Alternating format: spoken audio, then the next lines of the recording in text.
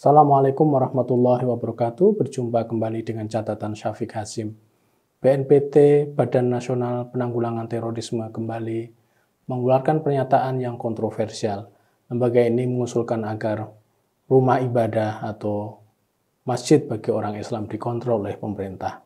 Riko Amelza Dhanil, Ketua BNPT, ingin meniru model Malaysia, Singapura, beberapa negara Timur Tengah, dan Afrika agar rumah ibadah, masjid mungkin bersih dari radikalisme dan terorisme. Di negara-negara ini memang kontrol terhadap rumah ibadah sangat kuat, tapi bukan karena persoalan radikalisme dan ekstremisme, namun kebijakan ini memang sudah lama ada pada mereka. Di negara-negara ini masih ada semacam undang-undang untuk keamanan dalam negeri. Di Turki, Recep Erdogan juga melakukan kontrol terhadap materi khutbah Jumat melalui dinas agama mereka yang disebut dengan Diyanet. Malaysia juga melakukan penyaringan atas materi khutbah di masjid-masjid mereka. Lalu apakah dengan demikian, karena contoh yang ditiru ada dan mereka juga majority Muslim country, lalu kita menjadi meniru mereka? Namun usulan BNPT ini tidak menerima pujian, namun malah mengundang kritisisme dan bahkan penolakan dari berbagai kalangan. Imam Masjid Besar Istiqlal, Profesor Nasaruddin Umar, jelas menolak usulan dengan menyatakan bahwa pemerintah tak perlu mengontrol masjid-masjid. Dia katakan, Indonesia, negara kita, tidak berada dalam kondisi darurat. Jadi intervensi pemerintah untuk mengontrol masjid-masjid malah menimbulkan persoalan baru di kalangan masyarakat. Saya secara pribadi setuju dengan tanggapan Profesor Nasaruddin Umar, karena keadaan Indonesia sudah jauh sangat membaik, terutama dari gangguan ekstremisme keagamaan. Pihak Densus 88 misalnya sudah melakukan pekerjaan mereka secara efektif dan membuahkan hasil yang sangat membanggakan. Karena mendapat tanggapan kritis dan penolakan, maka BNPT melakukan klarifikasi. Namun klarifikasi bukan pada peniadaan atau pembatalan kontrol, namun kontrol itu tetap diberlakukan, namun bukan pemerintah yang melakukannya. Ini yang dinyatakan. Menurut Ketua BNPT, masyarakatlah nanti yang melakukan mekanisme kontrol. Artinya kerjasama antara pemerintah dan masyarakat atau tokoh masyarakat yang mengelola masjid atau rumah ibadah. Namun jika ini yang terjadi, justru ada kesan pemerintah memanfaatkan dan menggunakan masyarakat untuk mengontrol. Kita menyadari bahwa menjelang pemilu, masjid dan sarana ibadah lain akan rentan terhadap penggunaannya sebagai tempat mengeluarkan ujaran kebencian, narasi-narasi yang mengancam pihak lain dengan menggunakan legitimasi agama, dan lain sebagainya. Bercermin dari dua pemilu terakhir, 2014 dan 2019, pembelahan masyarakat memang benar-benar terjadi, dan salah satunya dikarenakan narasi-narasi kebencian dan penonjolan identitas yang dibalut dengan agama yang dikeluarkan lewat ruang-ruang publik. Dari sini kita bisa paham mengapa Ketua BNPT memberikan usulan agar itu jangan terjadi nanti di pemilu 2024. BNPT memang memiliki mandat untuk melakukan prevensi atas hal-hal yang terkait dengan ekstremisme, radikalisme, dan terorisme. Pertimbangan yang mungkin mereka gunakan untuk sampai usulan yang seperti itu adalah pertimbangan keamanan atau security. Namun, apakah karena pertimbangan-pertimbangan tersebut lalu kita harus membuat aturan untuk mengontrol aktivitas di rumah ibadah di seluruh Indonesia? Saya menjawab, kontrol atas aktivitas rumah ibadah tidak perlu dilakukan. Kontrol akan banyak menggunakan sumber daya orang dan uang untuk melakukan itu semua pada rumah ibadah yang jumlahnya puluhan bahkan ratusan ribu yang tersebar di seluruh pelosok Indonesia. Dalam perspektif demokrasi, mengontrol aktivitas keagamaan di rumah ibadah rentan pada apa yang disebut dengan istilah restriksi negara pada kebebasan beragama.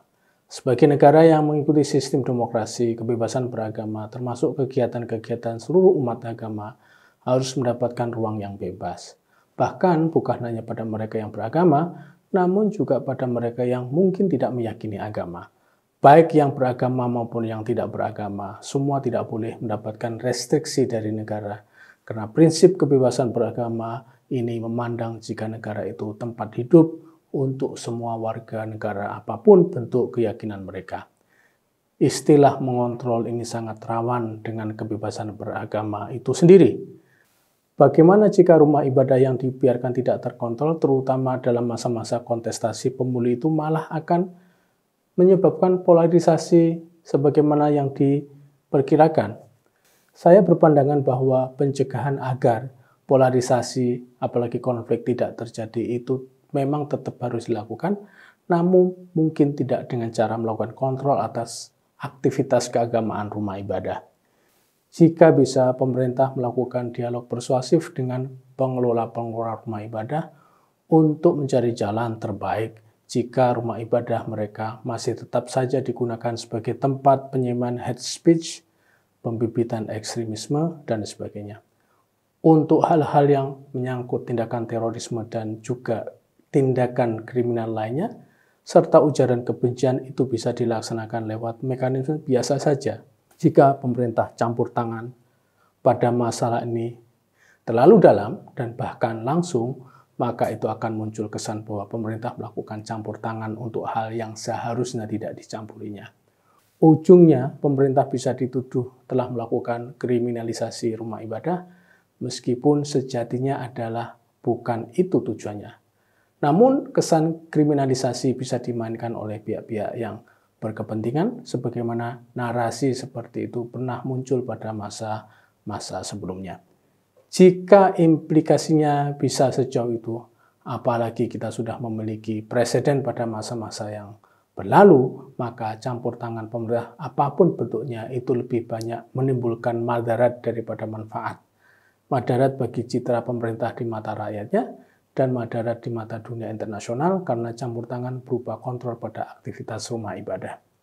Saya berpandangan jika sebaiknya pemerintah memberikan kepercayaan pada para pengurus rumah ibadah untuk mengelola aktivitas keagamaan mereka. Bagaimana mereka merekrut narasumber, penceramah, dan lain sebagainya. Toh mayoritas rumah ibadah itu bukan milik pemerintah, karenanya tidak dipandang adil dan bijak jika pemerintah melakukan kontrol atas mereka.